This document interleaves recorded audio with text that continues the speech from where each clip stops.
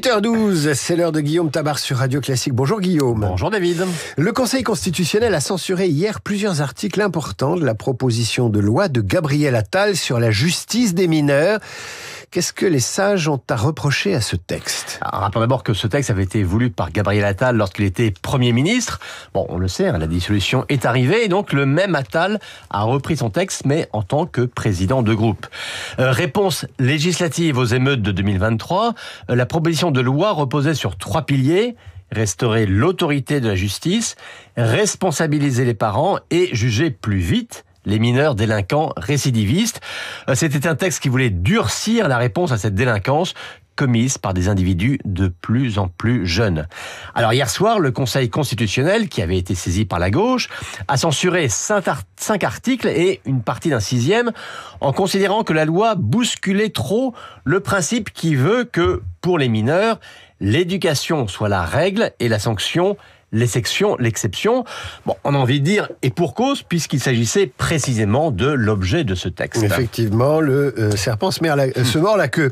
Peut-on parler de camouflet pour la majorité du centre et de droite qui avait voté cette loi ? Avait-elle été suffisamment préparée juridiquement ? Écoutez, une censure, c'est toujours un camouflet, et en l'occurrence, un camouflet personnel pour Gabriel Attal, qui avait fait de ce texte un symbole d'une fermeté dont il voulait faire la griffe de la politique régalienne de son parti Renaissance. D'ailleurs, ça n'était pas passé comme une lettre à la poste chez les siens. Pour faire bref, l'aile droite des macronistes avait applaudi à ce tournant sécuritaire, mais l'aile gauche avait déploré ce qui constituait à leurs yeux un virage à droite trop appuyé. Eh bien, ceux-là, aujourd'hui, applaudissent en secret la décision du Conseil constitutionnel. Mais attention, l'opinion, elle, risque de ne pas comprendre, ni même admettre qu'au nom de la Constitution, on reste figé à une conception de la minorité qui inspirait les fameuses ordonnances de 1945, comme si un jeune de 16 ou 17 ans était toujours le même qu'il y a 80 ans. Faut-il s'attendre à ce que le débat politique rebondisse sur cette censure ? Et comment ? Parce que bien sûr, par définition, le rôle du Conseil constitutionnel est de dire ce qui est conforme à la Constitution et ce qui ne l'est pas. Mais comment expliquer, comment justifier qu'il s'oppose à un changement d'approche de la délinquance des mineurs?